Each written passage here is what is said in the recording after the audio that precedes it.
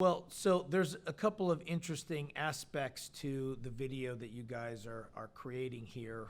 The first one that strikes me is, the impetus for this video is economic development, because the video is about a topic that's economic development. So we've created this thing, this asset that is supposed to attract activity, and the asset is difficult to get people to fully understand in just words, and maybe even in just pictures. What we're trying to do is to show a video that depicts what it looks like to the human eye, but even more importantly, what you can't see with the human eye, because that's a lot of what makes this unique. So you've got this, things like, a test track, and you've got video cameras and smart light poles, and that's great, but what you can't really see is the 5G wireless network, or the radio frequency waves that are allowing cars to talk to other cars, to talk to light poles, to talk to traffic signals, all that kind of stuff. And so your video is showing that, but it's, at the end of the day, it's still economic development. And normally economic development videos are some stuffy, knucklehead government bureaucrat such as myself in front of a camera talking about why our city is great and you should come here. And that's all fine. That has its place. But what you guys are doing are really flipping it on its head, is to taking it to the next level and making an economic development video entertaining and to a degree awe-inspiring, to say, wow, and so that's really cool to see. The other thing that's cool is what I just said also kind of combines two aspects in Georgia into one, and that is economic development. Georgia is currently the most business-friendly state in the U.S. So economic development is very important to the state. So we're talking about that in the video, but we're also marrying it up to something that's very near and dear to Georgia's heart, and that's the motion picture industry, of which we have become the second highest revenue producing state in the U.S. when it comes to motion picture. And so we're combining two things that are near and dear to Georgia's heart into one video, and that's economic development and motion picture. So it's really cool to see that right out here in little old Peachtree Corners out here at Curiosity Lab, and a real Class A movie being created here. And so I'm glad to the city and some of my staff can be a part of it. I feel like little old Peachtree Corners is going to be like little old Silicon Valley, and that's right. Yeah, Brian. We hope one day. We were talking this morning. You want to get with Brian other than something more, because his schedule's to the minute, because he's that kind of guy. He's got like 7-minute meetings. Yeah. But he let me ramble on this morning, because you catch him before 6 a.m. You're usually pretty good. But he's in here. He told me I've only beat him here once, and that'll never happen again. So, all that being said, we were talking about Mike Rowe, because Mike Rowe, when he was on with Mike, and Mike's like, Peachtree Corners? right. And it's like saying it because it's such a cute name, right? I mean, it sounds like it's sweet. It just you don't expect like this. Sweet Apple, Ohio. It's like Peachtree Corners, Georgia. Like, it's just sugary. Yeah, and that's what it's a real head fake. And when people come in here to present, they don't realize, like, city council here, I think they're thinking, like Andy, and, they're thinking, it's going to be Mayberry, right? Yeah, it's going to be, and it's like CEOs. Get Aunt Bee's pies before they leave. Yeah, right. His council are all C-suite people, and they will sit there and they will pick you apart. Well, that's the stuff we were talking about, with this video, right? Is like the idea that the rest of the world looks at Georgia kind of in that same way. Like, it's Peachtree, it's peaches and pecans and peanuts, right? Like, that's what Georgia is. It's terra. It's gone with the wind. It is. And we are. It's an antebellum South, and we're still wearing, the 3, layers of clothes and the, Right, we still have the magnolia mane Yes, kind of thing. yes. Yeah. Where's your seersucker suit? That's what Right. you should have worn seersucker Right. yesterday, or bow tie. Yeah, and Erin should have the full-on dress, a flowing. I mean, It should be one of the antebellum ladies. Yeah, that's right. No, but while we do still have all those things, and Georgia's like greatly proud of its heritage, what's also happening in Georgia that maybe not a lot of even the rest of the United States, much less the rest of the world, is aware of, is legitimate development. like forward thinking that I think is not traditionally associated with most southern states. People think of most southern states as sort of always being about 10 years behind the gap. And what's cool about this video is this actually sort of disproves a lot of that mindset and shows that there are large parts of Georgia that are very metropolitan, incredibly forward-thinking, innovative, and storytellers on top of all that. So it's really marrying like science and creativity in a super cool way that I think is rare. I mean, well put. I mean, we'd like to think that, you know, every now and then we can kind of, you know, push the envelope on tech and everything. And I think there are some secrets out there. You know, we certainly aren't the first.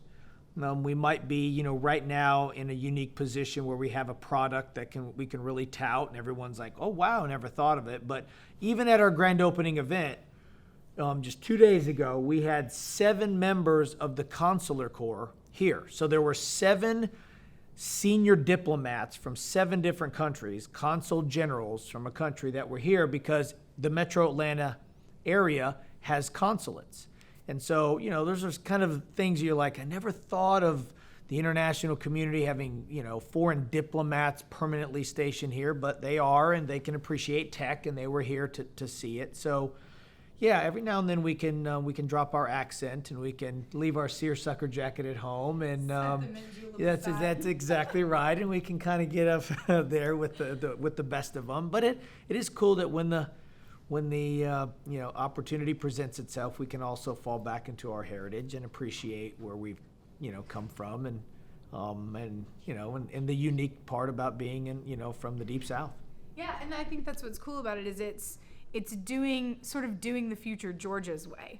You know, maybe this isn't the way that Los Angeles would do it, or San Francisco would do it, or New York would do it, but the South, we do have a heritage. We do have a reputation for cooperation and politeness and things like that, but there's no reason that those wonderful historic qualities about the South not only can't also contribute to growth and innovation and technology in the future, but actually almost make Georgia uniquely prepped for that in a way, because there's sort of a idea of collaboration. I'm gonna hire her for my economic development department. I mean, that is, just hire Erin. Wow. She can I replace mean, us both. you know, Yeah. no, well put. Look at her muscling in on us. No, that's just, marketing. I can't help it. I mean, well put. I mean, that is, I mean, we can do it our way. That's what I see.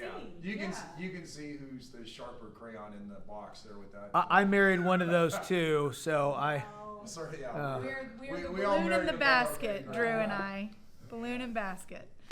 No, but I mean, I think this is exciting. Like being from Georgia. Yep. I'll just tell you personally, you know, I wanted to get into the film industry, wanted to do all these things, and growing up here, I sort of had that same limited idea. I thought, boy, if I want to make a difference in the world, if I want to be in the film industry, if I want to tell stories or make content that the rest of the world is going to see, I gotta get out of Georgia. That's the only way to make it happen. So let me ask you this. I mean, so you had to leave to get into the industry. Now you've been able to come back because of what the strides it's made in that industry. Yeah, like I I talked about earlier about how that's combining. Could you now, if you were, you know, 16 and wanted to get into it, could you stay in Georgia and get into it, or do you still have to? I mean, is it almost there, or would you still have to leave a little bit? I mean, you now have a resume you can bring, so that makes it easier for you to come back here. But could you start here, or is Georgia far enough that you could start here? I think it's possible. Have I seen it happen yet for anyone? Not quite. Right. I mean, like you look at like a good recent example is like Donald Glover as an actor. You know, he's from Atlanta, but ultimately he still had to go to Los Angeles. He still had to go and then came back. Okay. Because I think there is a mindset of it's not real unless it's sort of been stamped by the icon over there, unless they have said it's real. But that is not to say that. Do I think all of the elements here are in place for it to happen? Absolutely. And do I think it's only a matter of time before we see something come out of this. I mean, Tyler Perry Studios is a little bit of an example. Yeah. But I mean, he kind of operates in a silo and is sort of lightning in a bottle. Right. But it happened. He grew it here. It exists here. It has never really had. He cooperates with Los Angeles, but he never had to. Right. I mean, he could have done his own thing always because he had a direct line to his target audience and knew exactly who they were. So, I mean, from that aspect, it's definitely possible. But on a grander scale for more people, for it not to feel so much like lightning in a bottle, I do think the groundwork's been laid, and it's only a matter of time. Is it pretty cool that you got to come back to your, I mean, you know, I would imagine when you left initially, you're like, if I'm going to be in this biz, I'm going to have to stay out here, whether, you know, it was California or New York, I guess would be the other. But, you know, and now you've been able to, at least to some degree, come back to Georgia and still be doing film. Yeah, and you know, I mean, what made it possible was sort of a like marriage of two things. Number one, just the growth of technology in general, being able to make deals happen without being in the room.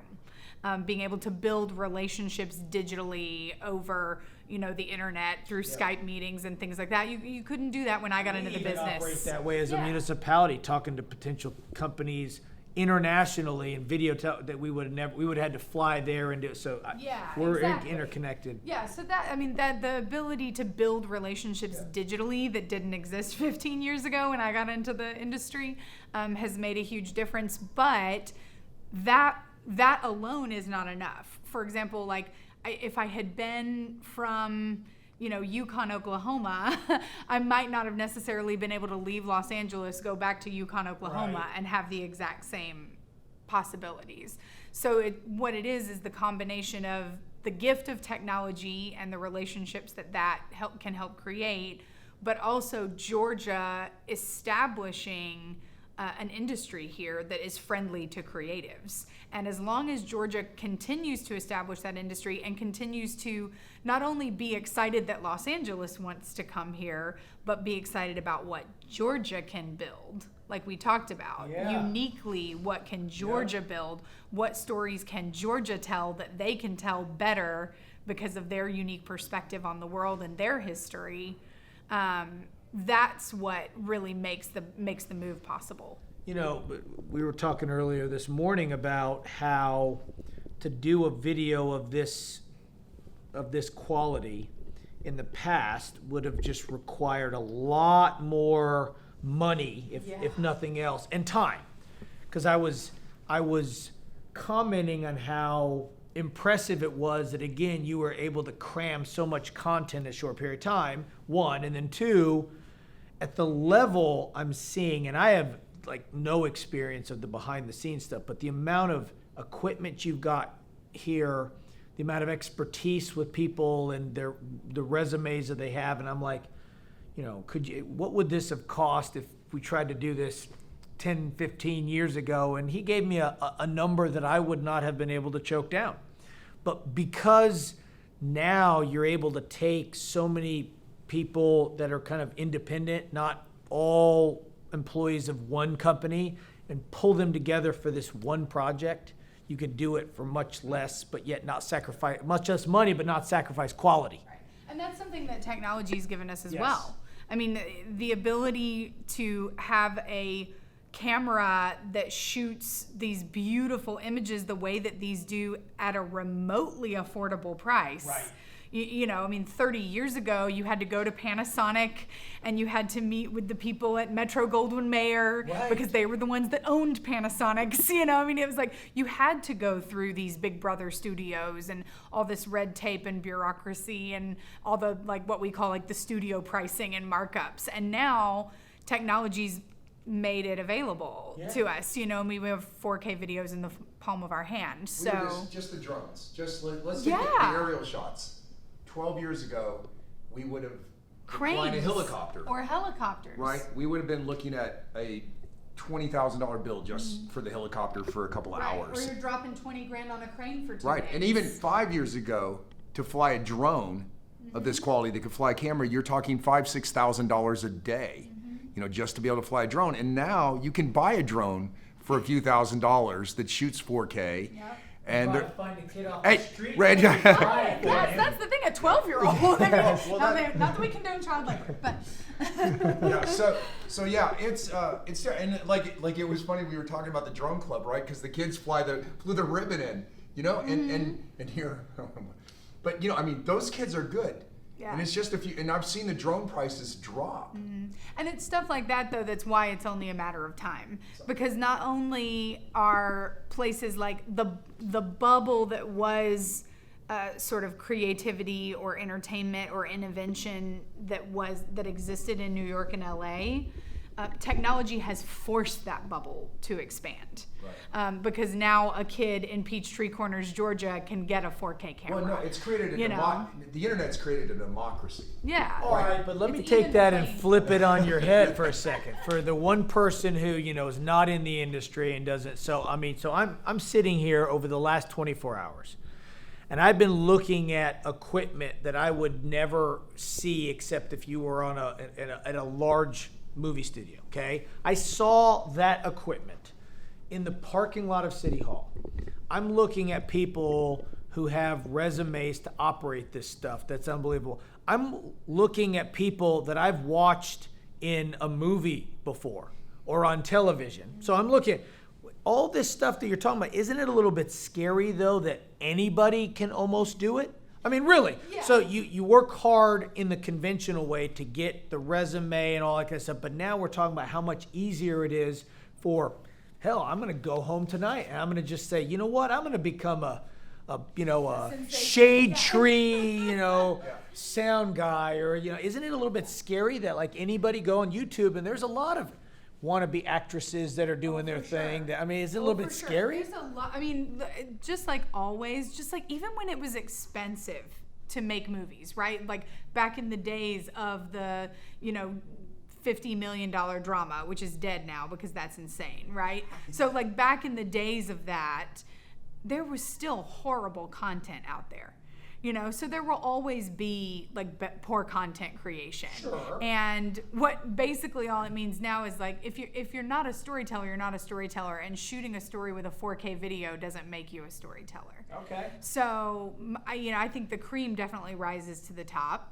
I think what's interesting now is there is affordable technology available to creatives who before just couldn't get a leg up to be able to tell those stories, to be able to get in front of the right people, to be able to have their content seen. I mean, you look at like the guys who created Stranger Things, and they had done like 2 short films before Stranger Things, and now they've got one of the largest series in the world. I mean, it's unbelievable, and all because they were able to get the technology, not because they got discovered by a studio and had been groomed to be these amazing storytellers. Right, But the talent pool now, I mean, now you have Is larger. exponentially, Oh, right? yeah. So now, yes, I agree, content, is going to be king. It'll rise to the top. But now you got a lot more people. To sift through. Yes, and even one-hit wonders are still, For sure. for that period of time, could end up crowding your content out, whereas normally it wouldn't have been or whatever. I mean, so And at the same time, it's an interesting thing because there's sort of an ebb and flow because there is more potential to create content than there has ever been before. There's also more channels for that content to go than there has ever been before. That's true. You're right. Well, here's So it's the- Yeah, like Mike here- Rowe was doing an internet series. Yeah, I mean, so it's not even, podcasts. yes. I mean, you're right. Yeah, That's true. It's Yeah. interesting. So here's what I tell everybody, and it's like I'm the old guy in the room, but when I do social media seminars, we talk about the fact Anderson Cooper, who all of us know, anybody that's 35 and older knows who Anderson is and respects him. It'd be a big thing to be on Anderson's show. He had 900,000 viewers last night. Rachel Maddow had 1.7 million. Sean Hannity had 2.8 million. Those all sound like big numbers. There's kids on the internet that you've never heard of that have 14 million viewers and put up a video and have 1 million likes. When you look at stuff like look at the They have ratings more from influence. Friends They have in more the influence 90s. than Mike Yeah. Rowe, than Anderson Cooper, than all those people that we know in our media combined. And there's also just It's less crazy. there's less eyeballs on everything now because there is so much. Like if you look at the ratings of Friends in the 90s, Yeah. there is no show getting a Maybe third of that. Well, you know what I maybe mean? ever. Like Because there's yeah, just I mean, too much. too much to look at. There, you can't. There's not enough time in the day to watch all the Well, content. Brian and I were talking this morning. He brought up a point. He'd heard HBO, they were concerned about was stealing their audience. Yeah, not other TV shows, not other movies, not other anything. What was it? Fortnite, The video game. the video game That makes Fortnite. That was stealing more market Yeah. share at their last investor or whatever than any other Immersive game content is definitely a threat to like narrative And I entertainment. looked at Traditional my narrative 10-year-old entertainment. son and I thought, yep. Yep. That's Well, what here's they're He the doing. thing. wants Here's what to Brian do- oh. understands. The experience. They want to be in it. If I They want to. let him, he would be on those things all the time. Well, this city, new city, 7 years old, and Brian and the mayor, under the leadership of the mayor and the council, they realized, and these are a bunch of people in my age bracket. Now, Brian's younger than I am, but by a lot. Not much. Well, a lot, 10 years. But the thing is, they realized we can either innovate or we can die, right? We can just be a sleepy little housing tract of homes with a bunch of empty buildings here because everybody's moved to Johns Creek and Alpharetta. And instead, they said, no, we're not going to do that. And this Curiosity Lab thing, I mean, Brian, Yeah. that is brilliant. What I think you said, Alex or somebody, I guess, started the conversation, or you and Well, Alex. he kept, one of my council members kept challenging me to find a way that we could integrate intelligent mobility into the community. Essentially, especially driverless if it was possible. Yeah. And of course, the big thing here, and you probably don't know this, but we're sitting in a 500-acre technology park. It's the very first technology park that Metro Atlanta had. It was created by a Georgia Tech graduate that became a developer, and he realized that there were not enough tech jobs, technology-oriented jobs for Georgia Tech graduates to stay in Atlanta. They always had to leave. Kind of the same deal, right? You want to do Yeah, so he's like, let's grow something here. So he created this office park. And of course, the theory, as we all know, is let's create a commercial office park with a theme.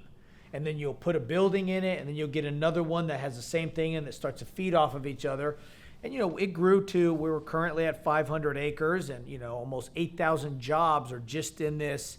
But, it's the modem was created here. I mean, the modem, the key to getting us into that was created here. The color printer was created here. Scientific Atlanta, which became Cisco, was created here. And so it's a basis, a foundation of the community is tech. And so he kept challenging me, find a place for us to be deploying technology and in the mobility. And I kept looking, and I would kind of stop, and I would say, no, there's really no place. He'd be like, unacceptable. Look harder. There's got to be. And ultimately, we came to the conclusion that it wasn't us creating the vehicle. It was, let's use what we are already uniquely positioned to own and maintain, and that's infrastructure. Cities own infrastructure. We own streets and water and sewer and street lights, whatever. Let's use that and create this location where others who are experts in mobility will bring their stuff versus us trying to do it. So that's how yes. So we didn't want to become a company that was doing driverless shuttles or whatever. That's not our forte. Let those companies stay in that, but let's use something we are experts in, infrastructure, and make it really enticing for them to come and bring their stuff to. And so that's the sandbox we created, and we put a bunch of technology toys in it, and we said, hey, come and play. And so But that's great because that's not only like owning your own gifts and your own strengths and your own skills and sets of expertise, which is so important. And a lot of people think that in order to like make a difference or change the world, they need to get better at like all this other Right, stuff not rather than experts sort in- of looking yeah, inward. sure. And then, so it's sort of a look inward first. What do we do really, really well? And get that figured out. And then how can that project outward? And that's really what we didn't get there right away, though. It Yeah. was not. It was us kind of going around and, what about this? And I would throw it out at the experts, and they would be like, why? What? Why are you even talking? Don't do that. And so they kept coming back and saying, why are you trying to be something you're not? why are you trying to get in the driverless shuttle business? It's not you. Right. We ultimately came to the point where, no, it wasn't, but so we tried to make what we were a little bit better and a little bit more unique, and hopefully that's the magnet that everybody is, so. That's cool. That's We'll see, exciting. time will tell. I think that's I mean, exciting. yeah. Well, I think we just filmed a podcast. That was awesome. The new technology with Erin Bethea. Oh, Her no. guest today, Brian Johnson, city manager. I've This been may be trying your to new get career. Drew to start a podcast with me for like a year, and he won't. Yeah, well, Why not? I don't know. you're great, Erin. I want to call it Green Light. Yeah. That's what I want to call the podcast, and I want to interview people on how they got the green light in their career. You know what my Like, podcast is called? what was your breakthrough moment? Who either gave you the break, or you had Good the idea. breakthrough, or whatever it is? Because like we're in the film industry, so we're always looking for the green light on our projects. That's right. But like individually, Good idea. what's your green light? You know, Yeah, our podcast thought that'd be in cool. Titan's called The Climb. Cool. Because, just talking about the struggles of independent. It's good with your title to like title. I mean, so we do some here, but what do you need as an individual to actually do that, technology-wise? Everything you're looking at right here, a decent DSLR or mirrorless camera like that, a couple $1,000 DSLR set of sticks, decent audio, a couple probably at that. I mean, to do it good, to compete with a real podcast, probably $1,500 in audio, couple $3,000 in cameras.